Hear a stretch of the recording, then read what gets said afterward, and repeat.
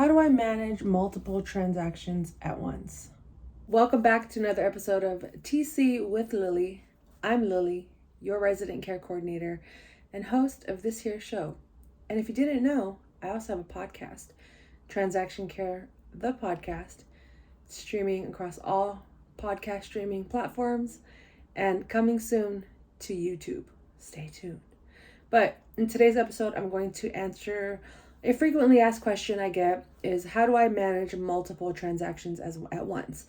Especially for new transaction coordinators coming in, handling more than 10 at once. Even 2 can be complicated, especially when you're brand new. So I want to bring some ease to this whole process and give you just a little bit of a breakdown on how I do it and some tips that you could take with you in your journey and in your business. So I hope you find them helpful. Now let's get started. So a part of managing multiple transactions at once is prioritizing. Prioritize, use a system, schedule, delegate, stay organized, and take breaks. Yeah, taking breaks is a crucial part in this whole process. But before we get to the taking a break part, let's get to work first. So prioritizing involves just identifying which transactions are of most importance at this point in time. So from the beginning of a contract, you know when things are due, when things are coming on the market, when the property goes into contract, and when close of escrow is, when contingencies are due, etc., etc., etc. So you have your main points in time in your timeline, which things need to happen. So if something is closing in 30 days, but you have another transaction that's closing in, say, 2 weeks or even 1 week, you want to set up your 30-day file to make sure you have everything on the calendar, scheduled, automated, disclosures are requested, all of those things in the first 24 to 48 hours. But after that, if nothing is pressing right away, your priority should actually be next are your other transactions that are closing sooner than later. So you want to always be monitoring transactions throughout the day. You don't have to be working on every single transaction every single day, but ultimately prioritizing your day can also be done using transaction management platforms, calendars, schedules, alarm clocks, alarms on your phone, whatever works best for you to keep you in check and in line and have great time management and prioritizing things so nothing gets missed or falls through the cracks, then you're already doing a good job. But if this is an area where you struggle and maybe you don't have the best strengths in time management, then I highly suggest reading up on this topic, getting suggestions, asking yourself, what is blocking me? What is preventing me from committing to either a set schedule or some sort of system? And why can't I stay organized with my time? Because oftentimes it's not the actual work that is given to us that is a distraction or keeping us from doing things. It's just our mindset around time and the concept of time. And maybe we have outside things that are not interfering, but we just didn't factor in like this new amount of work that you're going to be having. So you want to just prioritize not just the file, but also your life. Don't forget that part. You're either going to be doing files all day, every day, taking care of your family all day, every day. One of them will sacrifice if they don't come in alignment with themselves. So with that said, the next step you want to take is to use a system. And I always suggest using a transaction management system, platform, program, subscription, whatever the case may be. I've done videos in the past on programs that I have used, and there are new programs I will be using. So I'm not going to name them in this episode simply because I want you to go do your own research, your own due diligence. And honestly, I would love for them to pay me so I can drop some names. It's keeping it real. We got to keep these multiple streams of income streaming. And, but if you just Google transaction management platforms, systems, programs, a whole list will come into play. You just have to find what works for your budget, what works for your level of technology, customer service, responsiveness, all of that good stuff. But creating a system for you to track your transactions is key, and that's where that platform will come in handy. In the beginning of my journey, I was doing everything by hand, literally just paper, notebooks, checklists that I made on like Word docs. I was doing everything by hand, and it would take me forever just to get through one transaction, let alone at the time I was doing over 100 a month listings and sales, and it was ridiculous. I'm not shocked now looking back at burning myself out. I'm not shocked, because in the beginning of my journey, I had no system. I didn't have someone telling me, this is how you do these things as an entrepreneur, as a solopreneur. This is how you organize your time. This is how you implement systems to keep track of things. And these are the softwares you should use. This is how you set up the software. I didn't have much of that guidance. I've just had this pattern of constantly being thrown into the fire of things, and me just being in survival mode this whole time, and never really stopping to say, it's okay if I don't know everything, let me ask for help. But no, my pride, my ego stood in my way and prevented me from seeking that help until it was way too late. I burnt out. I was ready to quit. I hated everything about what I was doing. But thankfully, by the grace of God, lots of prayer, lots of tears, I got myself out of that funk and found a new way to express myself, ask for help, collaborate, and just accept that I don't know everything. And even when I do, I'm still going to doubt myself and wonder, okay, maybe there's another way I could do this, a better way. Or maybe I just need a little bit of validation to confirm that I'm doing this the right way. It's okay to ask your colleagues, meet colleagues, network, join Facebook groups to implement new systems, get suggestions to keep up with just the latest things that are happening in this real estate world, because it can get insane, it can get out of hand, it could be overwhelming. And the better your systems and the better automation, the more automation you have and the better systems you have in place, the easier your day will go and your business will flow. And you'll feel better about just the work you're doing, yourself.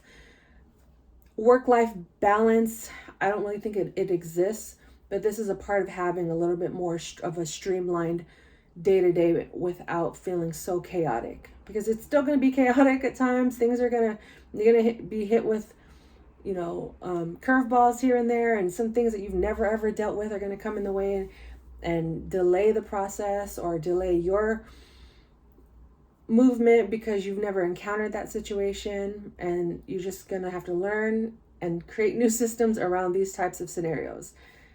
I can go on and on about that, but most importantly, just using a system that works best for you, that is efficient, incorporates automation, as well as keeping you prioritized and keeping your time management managed, as well as your own personal well-being and health, because this is what truly, truly matters. So then scheduling, right? You want to set aside specific times each day to just work on different transactions and stick to that schedule and do your best do as much of it and sticking to that schedule as much as possible. No 2 days are ever going to be exactly the same. No two transactions are ever going to be the same either. So the more solid your schedule is, and it doesn't mean you're doing the same exact things every single day, but that goes into scheduling and having a system, prioritizing. But scheduling could include time blocking, assigning the first couple of hours just for email correspondence, responding to emails, acknowledging them, adding tasks to your calendar, checking things off of your to-do lists, and the rest of the day could be set for auditing files, tagging disclosures, just whatever that schedule it works for you. However you want to make a schedule for yourself and what that looks like for you, stick to that. And then revisit it maybe every 6 weeks, 4 to 6 weeks, 8 weeks, and see, okay, how did I feel doing that? Did it work? What didn't work? And then just keep reassessing until you find a good schedule that works great for you and your lifestyle and your livelihood.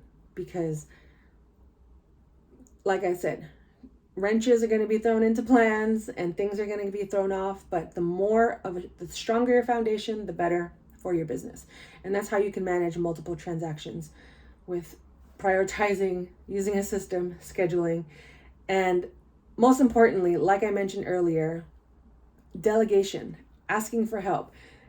If possible, hire an assistant. Maybe this is just a weekend assistant, a part-time assistant, a full-time assistant, maybe a team member, a full-time team member, full-time assistant, whatever that looks like for you and your budget in your business, whatever your business plan is, how you choose to sustain your business as well as grow it. Delegating is so key. I always talk about how I burnt out because I don't want any of you to experience that. I really don't.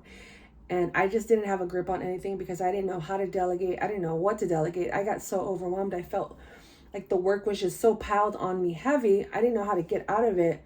So the easiest plan for me was just give it away and quit. And that was probably not the worst thing I could have done, but not the best thing I should have done. There are other options, but for me, that's what worked. It was drastic, but if I had just learned how to delegate, and if that's something that comes naturally to you, kudos to you. If that's something that does not come naturally to you, like for me, it was not an easy thing for me to do in the beginning. I've gotten better. I've read on it. I've prayed on it. I've watched YouTube videos, tips, tricks. I have a coach that I work through these things with. I think of the most important tasks that I enjoy doing, and then I look at the most important tasks that I don't enjoy doing. And that's one way of separating, okay, I can delegate this out to someone else, but I don't mind holding on to these tasks. So lighten up your workload so then you can just focus on not just what you enjoy, but what you know can get done in a good amount of time, either on your plate or someone else's plate. But always know that this is still your business, to stay on top of it, and to always be checking in with the person you do delegate these things to. But for the most part, you're just lightening your load, and instead of doing 100 things in one day, you could cut it down to 75, 50. And eventually maybe building up trust with this employee or this person or other employees to hire them full-time. So then you could focus your attention on other things you love about the business, or starting other businesses, creating other streams of income. But since the focus is how do I manage multiple transactions at once, delegation is huge. So give it a try, see what works, start with one task, build from there, and just keep growing and doing better to help yourself in your day. And of course, we definitely want to stay organized. Staying organized, keeping all your documents, your paperwork, all of it in one place, and making sure you have easy access to them when you need them. By easy access, I mean having a reliable laptop as well as a reliable mobile device, which I'm recording on now. So if you are on the road and maybe you are one of those people that loves to be location independent, you might have a iPad, laptop, phone, external monitors, all of that. So making sure your calendars are in sync, as well as you have access to your cloud systems, your transaction management platform, all from these devices. So not only if one goes out, but you know exactly where things are. If, say, you have to leave the office to go run an errand, but you didn't necessarily announce it to the world that you're away from your desk, but you're still technically on the clock, and you don't mind working and responding to emails at that point in time, you know that, okay, I don't have to bring my whole laptop to Costco, but I do have my phone. So if anyone calls me, emails me within this hour, that I know exactly where my documents are. I could pull them from my folders, email them right away, or at least let people know that I can get this done in the next 30 minutes. And staying organized just allows you to be able to be mobile, to be location independent, and to not have to be stuck to one spot at once to get the job done. So having an organized system of filing papers away, filing away the documents that are unsigned versus signed, what is needed, what is outstanding, that goes back to your transaction management platform, and having, your checklist of items that are missing, and knowing like, okay, well, if an agent asks me what we need, I could send them my list, or you could even beat them to the punch and go through your list and your files and your platforms and say, okay, all these things are missing. Let me put it in an email let my agent know, let the buyers know, whoever needs to know, I'll let them know and take it from there. It took less than 5 minutes. But when you're disorganized and you're constantly questioning, okay, where did I put this report? Where did I put this file?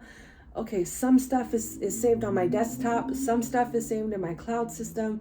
Some stuff is still in my emails. Even managing your email platform is important. Having folders, sales, listings, templates, things like that, all help you to stay organized. And I can't give you every type of way to stay organized, but these are just a few ways to help you be able to manage multiple transactions at once, because organization is so essential to running any type of business and staying in business, because you're saving time, you're more efficient, you're quick to respond, looks great on your part. It shows great customer service as well as a high level of productivity on your part. So staying organized is so key. And through all of these things, prioritizing, using a system, scheduling, delegating, and staying organized, it can get exhausting because you're constantly doing this on a repetitive motion every day, in and out, in and out. So in between time, in between lunch breaks and your regular scheduled 15-minute breaks, however you choose to, schedule your day, make sure you're taking breaks. I can't stress this enough. Give yourself time to recharge, especially when you're dealing with multiple transactions at once. If you don't allow yourself the time and space to breathe, like actually taking a breath in and out, like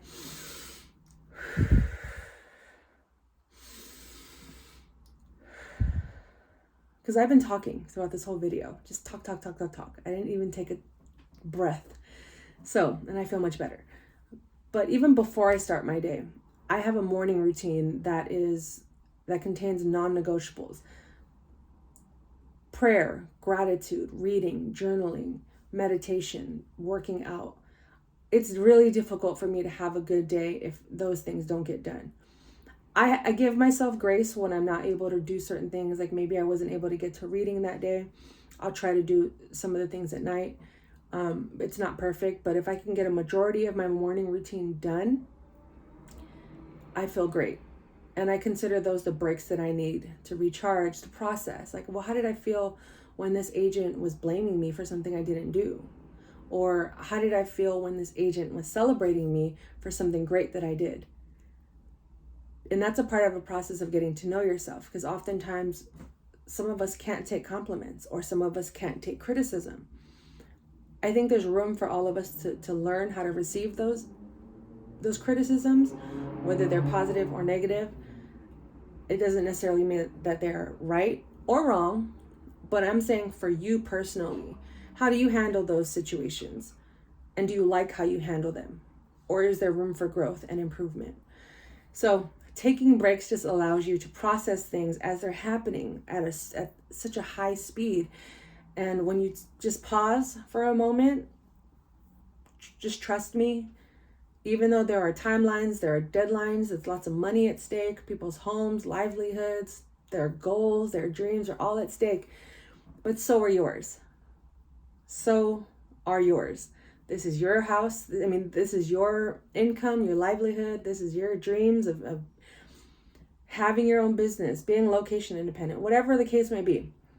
Taking breaks is important to you being able to thrive in these types of settings, and creating healthy boundaries for yourself to spend time with your family, to spend time alone, read a book you've always wanted to read, go to the movies, take naps, whatever the case may be. Schedule time with friends and family to go hang out outside of the home. Because for someone that works at home all day, every day, even when I'm not working, I'm creating, it's important for me to take those breaks even in the middle of the day and feel like nothing is going to, and truly believe that everything's still going to be okay. And I do believe that. It did take me a while to get used to this, shaking the whole 9-to-5 mindset and transferring it to technically a 24/7, but I have so much power that I'm embracing and I'm acknowledging and I'm receiving and I'm exploring and expressing, that taking breaks is ultimately more beneficial than burning yourself out and working hard and overdoing it. Because if you have nothing to give, it could result in the worst possible scenario for anyone. Your mental health, your health, physical health. You may lose work, get fired. Who knows? And if this is something you're passionate about, you want to nurture it. And that all starts with you here. So taking breaks is important. And I just wanted to give you guys a few suggestions as to ways that I've been able to manage multiple transactions at once and not really allowing work, timelines, things of that nature to bring me down or control me, but just having a broader view and scope of things and knowing like, okay, well, I know how transactions operate. I don't need to be in this all day, every day. I don't need to be looking at all 100 files that I have today. Maybe just 25 of them need my attention today. So how can I make that happen within this 6 to 8 hour work period or 10-hour period, however long you decide to work in a day? So ultimately, just making sure you prioritize, use systems, schedule, delegate, stay organized, and take breaks. This is a basic way of just managing your transaction files. If you want to break it down and, get other suggestions or take these steps and implement them into your life, but you may need help. Maybe you need a voice of reason or someone to coach you through that or consult you through all that. I am here. I am available. Go to transactioncare.com, schedule a consultation with me. We'll get on a discovery call. We'll see what kind of plan you need, what you need to work, and how we can work together in the long run. And just, make your business the best business for you as much as it is for anyone else. This is your business. This is your time. And it's important that you value it and mold it in the way that suits you best. So with all that said, I hope this video has been helpful. If you want me to talk about these topics more in depth, let me know. Obviously, I enjoy talking about it. And if you want to work with me, head to transactioncare.com, join my TC community, TC weekly newsletter. I send it out weekly. You'll probably see me in your inbox once or twice a week. And I'm just putting you up on game, talking about this stuff, giving you discounts, letting you know when my calendars are open for consultations, for coaching, when I'm dropping products and offerings, courses, all of that good stuff. It's coming, it's here, depending on whenever you're watching this. But transactioncare.com is the best way to reach me. And if you want merch, Care for Yourself, Care for Your Wealth t-shirts are available at tccarepackage.com. Wear Your Care, tccarepackage.com is where you could get you Transaction Care merch. This is a limited drop. I'm not going to drop this version of a t-shirt ever again. This is it. Limited time only. So jump on it ASAP. And just keep in mind, do these things. Go back and watch some other videos of mine. I have a whole playlist on tips and tricks and ways to navigate this real estate world from a transactions point of view. And whatever questions you have, let me know. I'll definitely do videos on them. But until then, my name is Lily, like the flower, because we are learning and growing together. This has been another episode of TC with Lily. And if you haven't already, go check out my podcast, the Transaction Care Podcast, transactioncarepodcast.com. It's a good time over there. And I'm interviewing other TCs, realtors, people within the real estate industry, other real estate professionals, and on their journey, how they got to where they are, their mindset, their education, books, lessons, failures, wins, all of it. It's a good time. Go stream it today. And until the next episode, care for yourself, care for your wealth. Your time is worth it. Let's coordinate. I'm out.